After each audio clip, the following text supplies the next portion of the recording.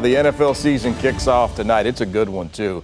And with the return of the NFL comes the return of fantasy football. Millions of fans setting their lineups, eyeing matchups, looking for an edge early on in this football season. And joining us now to break down all things fantasy football is expert fantasy football analyst at ESPN.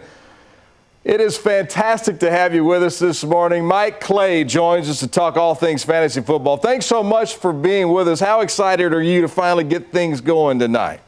I'm super excited. I can't even talk. I don't even have my voice yet. Fired up for tonight's game between Dallas and Philadelphia. Obviously, the Eagles coming off that impressive Super Bowl win. Fantasy's back, so I'm ready to go. All right, you have projections. You kind of have an idea of who are going to be players to watch, maybe some sleepers. How do you go into, before the season starts, stacking those projections and deciding who is going to be a fantasy football player to watch?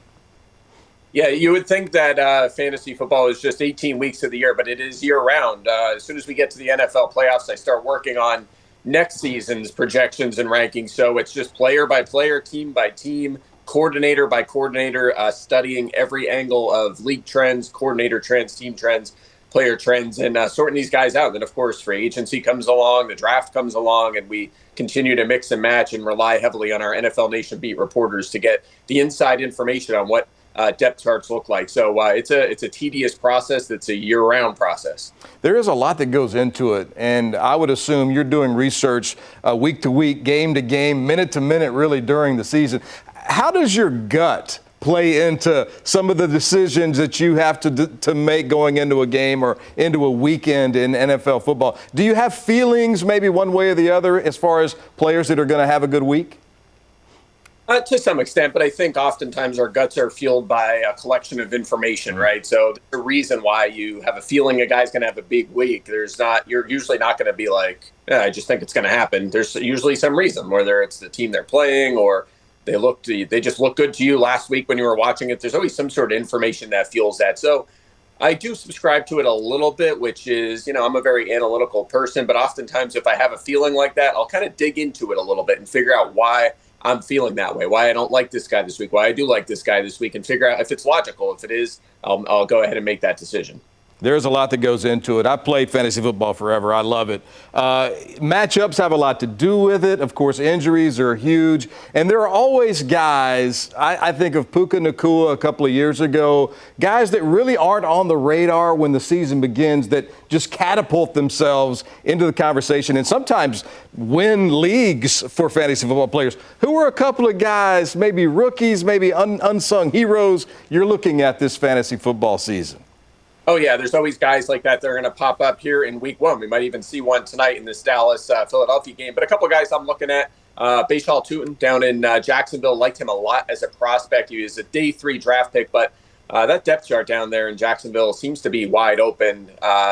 Travis Etienne is the lead back. Tank Bigsby will be the primary ball carrier and at the goal line, but none of those guys have really emerged as the one. So maybe Tutin makes some noise there and takes control of that job. I think if you're looking for a late-round quarterback, it's a weird thing to say about the first overall pick of the draft last year, but Cam Newton is basically free in fantasy drafts, and oftentimes if these guys are the real deal, they can make some noise as rookies. So I would mention him. Otherwise, I think, if you want to find those dart throws, look at high pedigree, late-round wide receivers that were in the first 3 rounds last year or this year. If you're looking for, I just want someone like that, just throw some darts late in your draft. Even someone like a Pat Bryant in Denver, if you're in a deeper league. That's a guy that could surprise us here in week one. Sean Payton's made comparisons to Marcus Colston. He's not necessarily high on the depth chart, but what if he's out there full time and has a big week one? He's going to be the most added player on waivers, much like Puka Nacua. So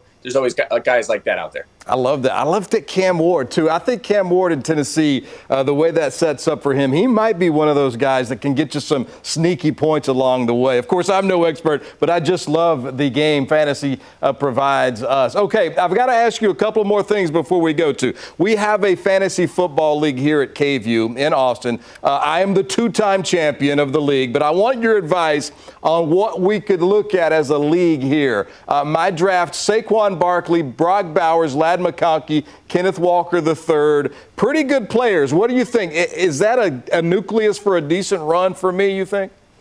I like it. I think Walker is going to be a big variable here in week one. How much of the workload does he get? I think he's the preferred running back there in Seattle, but he's missed a lot of time. And I think Zach Charbonnet might play a little more than we expect. But figuring that out, like if you get a big week out of Ken Walker here in week one and he handles 60, 70% of the snaps in that backfield, you're going to feel really good about this team. Because having a guy like Brock Bowers, it could be a huge difference maker at the tight end position as well. So I like those first 4 picks. I think you're in a good spot. You keep managing this all season long. Work waivers, set good lineups. Don't overthink it. Don't be like, we talked about feelings before. Don't get too caught up on that, starting guys from your bench over good players.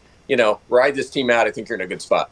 All right, our final moments with Mike Clay here with ESPN. Thanks so much for being with us. A couple more things. Handcuffs are huge. We know that, especially at the running back position. Who are some backup guys you might have your eye on in a late round draft pick that might come through and provide some value for fantasy football players? Yeah, I mentioned Bashal Tutin earlier. Like him a lot. One of my favorite late round stashes. I just mentioned Zach Charbonnet in Seattle. He's another one. Trey Benson in Arizona, I think, is fantastic. James Conner has a history of missing games. He's now 30 years old. You're going to see more of Benson this year. He was a third-round pick last year, involved in the offense. But if Conner goes out, Benson will be one of those guys that's an every-week starter in fantasy. And I'll give you one more from your local Dallas Cowboys, Jaden Blue. Day 3 draft pick. We've seen these guys that pop up and be fantasy relevant. Again, another depth chart that's wide open. I think tonight against Philly, you're going to see a lot of Javonte Williams. But it's been a couple of years of struggles with efficiency for him. Miles Sanders, same kind of thing. Couldn't cement that job down in Carolina despite getting the big contract. So there's Jaden Blue sitting there, and this is a guy that was explosive, fast at the college level, and perhaps he gets an opportunity at some point. Maybe even this week he gets a couple touches. So that's a guy I love to have on the end of my bench. I love it. Let's end with this. Tonight's ball game, obviously, all the heavy hitters for both offenses, really, the Eagles and for the Cowboys. Do you think Cowboy fantasy value is going to be up this year with the addition of, like you talk about, the running backs with Williams, Pickens on the outside? Do you think the Cowboys' value with fantasy players is up this season? It has to be up from last year. Obviously, without after a huge chunk of the year, it was pretty rough, and they didn't have a really good complement to CeeDee Lamb. So, yeah, I would expect Jake Ferguson to be better. CeeDee Lamb should be better with the full season of Dak Prescott. George Pickens, the target share won't be what it was in Pittsburgh, but you might have a more explosive offense in Dallas. And, I hate to say this, but, with some of the issues on defense, including the loss of Micah Parsons, the defense may struggle a bit this year, and that would be good from a fantasy perspective for Dallas because they're going to have to throw the football more and obviously boost guys like Lamb and Ferguson and, of course, George Pickens. So I'm a little nervous about the running backs, but the passing game should be substantially better this year. He's the best in the business. Mike Clay with ESPN. Thank you so much for joining us here on KVUE in Austin. Hope you have a great fantasy season, Mike. Thanks a lot. You too. Take care. All right. That was fun.